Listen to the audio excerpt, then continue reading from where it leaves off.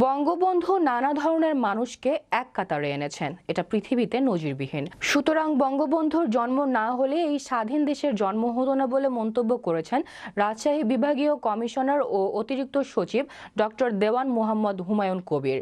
এ সময় বুধবার সকালে ঈশ্বরদী উপজেলা পরিষদ চত্বরে উপজেলা প্রশাসন আয়োজিত উপবৃত্তির টাকা, বাইসাইকেল বিতরণ ও ঘরের চাবি হস্তান্তর অনুষ্ঠানে প্রধান অতিথির বক্তব্যে তিনি এই মন্তব্য করেন।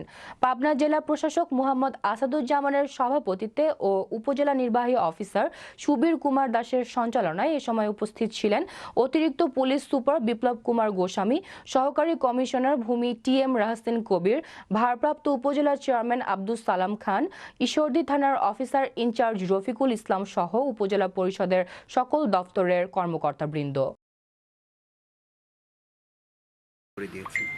বঙ্গবন্ধু কন্যা মাননীয় প্রধানমন্ত্রী সেটাকে উন্নয়নের রোল মডেল পরিণত করছেন। 2008 সালে নির্বাচনী ইশতেহারে বঙ্গবন্ধু কন্যা ঘোষণা করেছিলেন দেশটিকে ডিজিটাল করবে 2021-এর মধ্যে, এবং সেটি করছে বলেই করোনাকালীন সময় কিন্তু আপনি তথ্য প্রযুক্তি ব্যবহার করে কিন্তু আপনি করোনা মোকাবেলা করতে সক্ষম হচ্ছে। ওই কাজটি করার জন্য প্রত্যেকটা গ্রোথ সেন্টার, ইউনিয়ন পরিষদ, পৌরসভা, উপজেলা পরিষদে কিন্তু ডিজিটাল সেন্টার স্থাপন করা হয়েছে, যেখান থেকে প্রান্তিক মানুষকে সেবা দেওয়া হচ্ছে।